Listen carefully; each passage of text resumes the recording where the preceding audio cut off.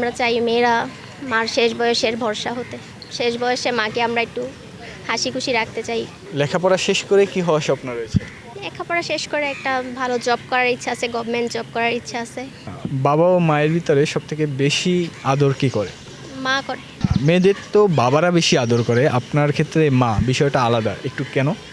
মাই বেশি আদর করে, বাবা তো করে মানে মোটামুটি মার থেকে কম করে, মা বেশি আদর করে। মাকে বলতে চাইছেন কিন্তু বলা হয়নি, এমন কি কোনো কথা আছে? মাকে বলতে চাই যে মা অনেক কষ্ট করছে ছোটোবেলা থেকে, এখন শেষ বয়সে মাকে আমরা একটু হাসি খুশি রাখতে চাই। অনেক মেয়েরাই কিন্তু পারে না, বিয়ে হয়ে গেলে অনেক মেয়েরাই বাবা মার সাথে আর এত কন্ট্যাক্ট রাখতে পারে না, কিন্তু আমি চাই। আমরা এমনিও 3 বোন, ভাই নাই, তো এই জন্য আমরা চাই মেয়েরা মার শেষ বয়সের ভরসা হতে। মায়ের শেষ বয়সের ভরসা হতে চাচ্ছেন। প্রিয় মানুষ কি আছে? হ্যাঁ, হাজব্যান্ড আছে। লাভ ম্যারেজ না arrange marriage? Arrange marriage. Life partner হিসেবে যেমন মানুষ চেয়েছিলেন ঠিক তেমন মানুষ কি পেয়েছেন? জি আলহামদুলিল্লাহ, অনেক ভালোবাসি। এই জেনারেশনে তো সবাই ভালোবেসে প্রেম করে বিয়ে করা হয়, আপনারটা হচ্ছে ফ্যামিলি থেকে অ্যারেঞ্জ ম্যারেজ, যাকে পছন্দ করেছে তাকেই মেনে নিয়েছেন, কিন্তু যেমন চেয়েছেন ঠিক তেমনই পেয়েছেন? জি, যেমন চাইছি তার থেকে আরও ভালো পেয়েছি, আলহামদুলিল্লাহ, আমি শুকরিয়া আদায় করি। কি মনে করেন যে ফ্যামিলির পছন্দটাই কি বেটার ছিল? জি, ফ্যামিলি আমার আগের থেকেই ইচ্ছে ছিল, ফ্যামিলির ইচ্ছেতেই বিয়ে করব, ফ্যামিলির পছন্দে ওইটাই করেছি। আমার মা যেখানে দিবে সেখানেই করব।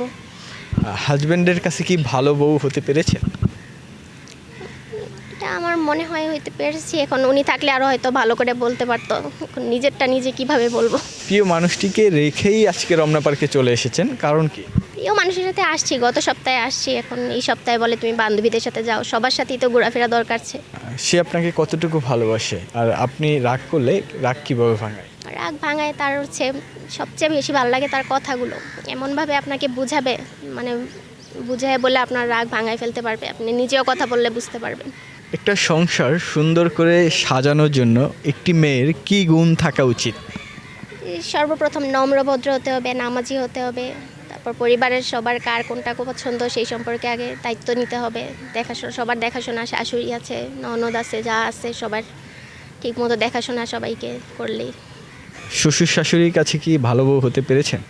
ওইটা এখন শাশুড়ি যদি থাকতো তাহলে, শ্বশুর নাই আমার, শাশুড়ি থাকলে হয়তো বলতে পারবে, নিজেরটা তো নিজে প্রশংসা করা যায় না। শাশুড়ির সাথে সম্পর্কটা কেমন?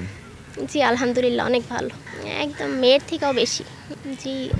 আসলে বিয়ের পরে একটি মেয়ের জীবনের অনেক কিছুই পরিবর্তন হয়ে যায়, যেরকম নিজের বাবা মাকে ছেড়ে শ্বশুর শাশুড়ির সাথে সবসময় থাকতে হয়, তাদের সাথেই মিশে থাকতে হয়। আসলে শ্বশুর শাশুড়ির মনটা জয় কীভাবে করে নিতে হয় একটা মেয়ের?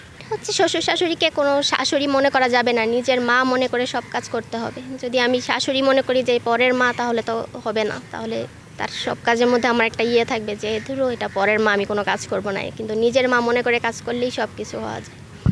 আপনার শাশুড়ির কোন কাজগুলো আপনার কাছে খুব বেশি ভালো লাগে? শাশুড়ি সব কাজই ভালো লাগে, আমার মা অনেক ভালো, জোয়ান আছে শাশুড়ি মা, বলছে যে যখন আমি বয়স হয়ে যাবো তখন তুমি আমার সেবা করে, এখন কিচ্ছু করা লাগবে না।